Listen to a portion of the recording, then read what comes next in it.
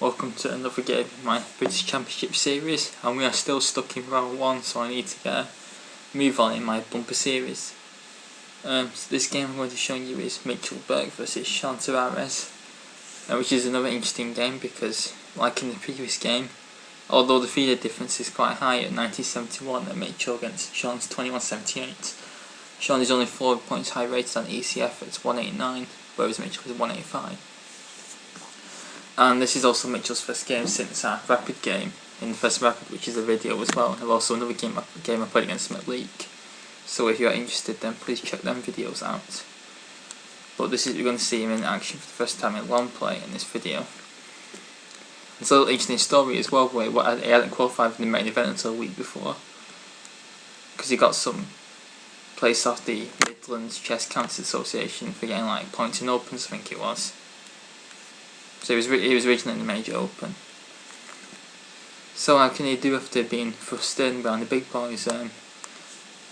Well, he played in it last year, actually got 4.5, so he's definitely playable at this level. Can handle at this level, I mean. But anyway, this game does see a French defence, which is another reason can the French win again. Well, so Mitchell was white, 1e4. And Shawn Tavares, by the way, is from Trinidad and Tobago, and I think has been even stronger in the past. But stopped playing for a while. 1e6 was chosen, of course, and now with this very interesting move, Queen e2, the Mrozovic variation. Actually, one of my games against Mitchell actually involves this game with this line. So what's the point behind this move? It looks a bit odd putting the Queen on this square, but the point is it's one of the few moves that stops Black from playing d5. Well, it doesn't stop him, but Black plays d5 now. The point is to take. And this is going to be the Scandinavian variation because you can't take back with the pawn because of the pin, so you have to take the queen and then white gets a tempo.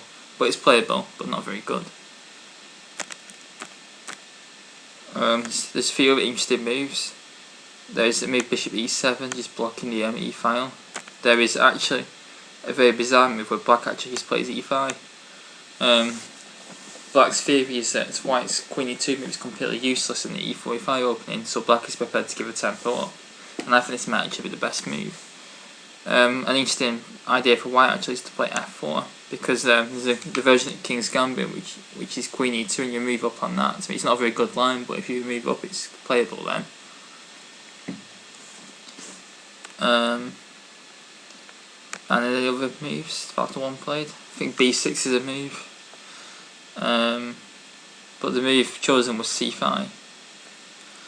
The point is it sort of gets one of the points of Queen e2 to set up a close Sicilian position or Grand Prix attack, and c5 is a Sicilian type move, but it's the best line. The point is to set up a sort of Sicilian time and off position.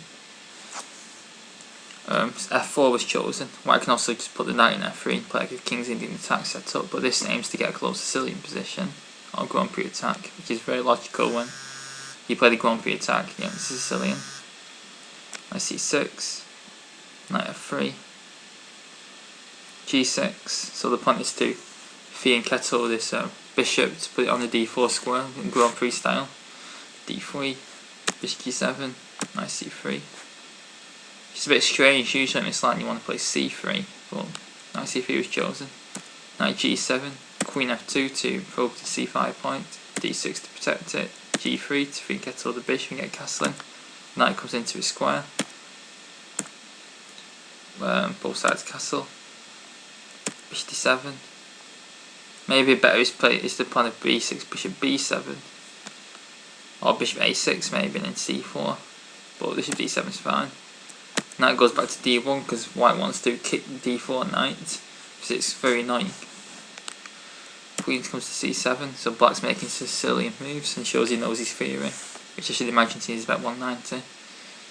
Bishop e3, ac8. So if you're watching this video and you play the French, this is one of the best setups against Queen e2, if not the best. Where you basically put pawns on c5, d6, e6, and think that's your bishop, and White shouldn't get anything much from this position. Now c3, and then that goes back. Maybe taking might be a bit stronger potentially, because White has got more space. You want pieces to come off, and then plays like take White in centre with d5.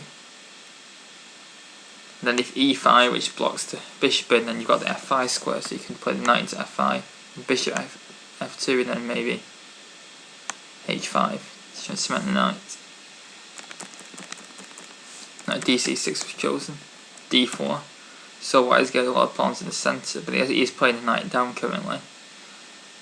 b6 was chosen to strengthen the c5 point. Now white decides to take and open up the d file, play his queen to c2. It's very difficult to understand this position. Knight comes into a5, trying to get into c4. Knight comes to f2 because we need to reroute the knight. And now white has distant attacking chances, perhaps might maybe play knight g4, e5, knight f6 check, or throwing the h pawn. Quite a nice position I think for white to play this in the sort of position which Mitchell likes. Knight c4, the bishop goes back to c1 because it was attacked. That's the only square to preserve the bishop, because white does not want to lose his dark squared bishop, because if he does then black's dark squared bishop will become very, very powerful.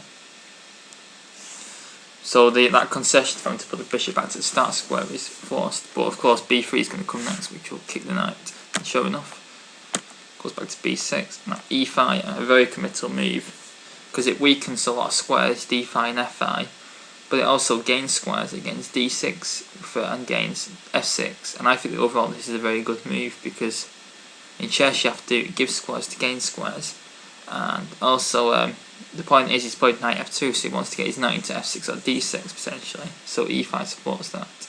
So overall a good move. bc6 was chosen to hopefully get rid of the black square bishops and weaken the white's king. Knight g5.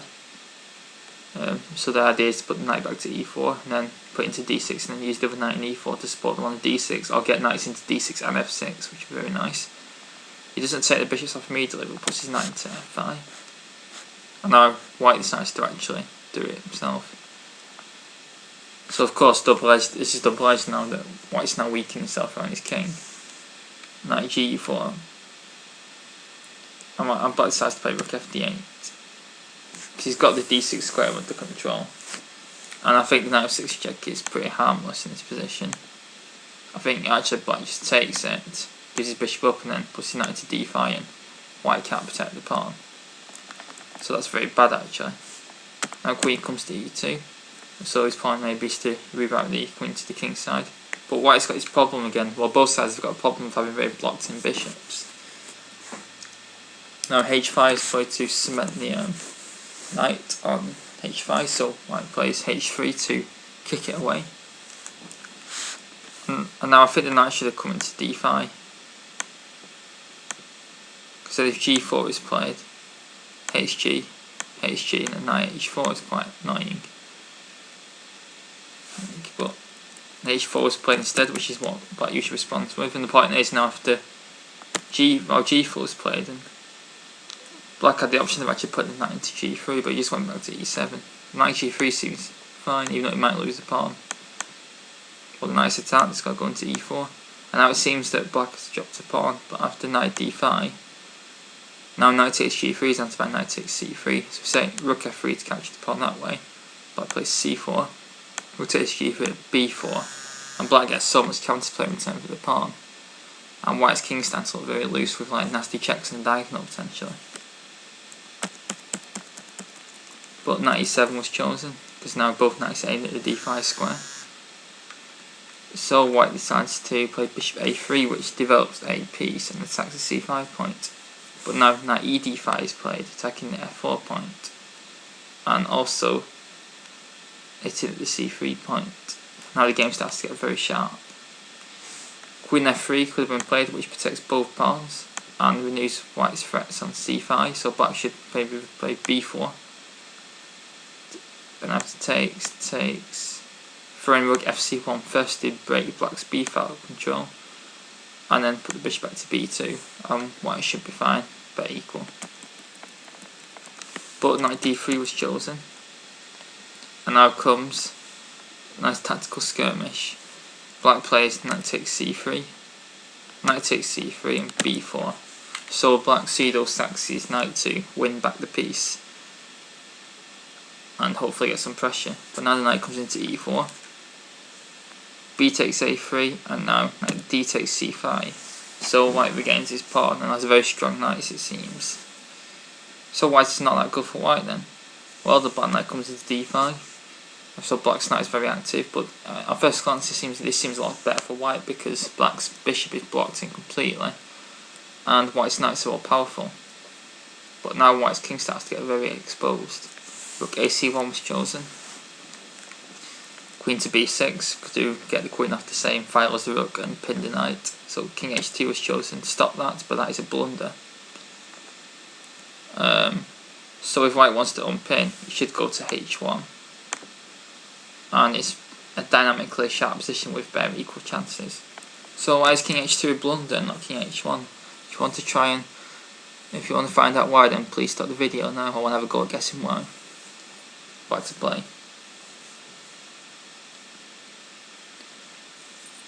Black played the move, knight takes f4. You see now the king is going to be in a fatal pin on the diagonal. So now white probably either has to accept he's dropped both his pawns or take the challenge. And it was best actually just to accept he dropped the pawns, but he took it. Now bishop takes e5. And now you see g5 coming up soon, which is just going to win like a bit like about this changing 2 pawns up. And while white has to defend his rook, if he tries knight f6 check, then actually black has to of course take it, but the problem is this is the point of the rook takes f6, this knight's now hanging, and white is 2 pawns down with an exposed king, which is not very good of course. So that doesn't work, otherwise it would work because the e5 bishop would be hanging, so that had to be seen beforehand. So queen f2 was played to protect the rook. Right, queen b8 to further intensify the pressure on the rook. Rook f1 had to be played. And now g5 can be played. Because knight takes g5 could be answered by bishop f4, and I think you take everything off, and then at the end of it, this knight hangs. And black is exchanged for a pawn up and threatening mate. I'm going to play rook takes a2 and queen e8 pawn.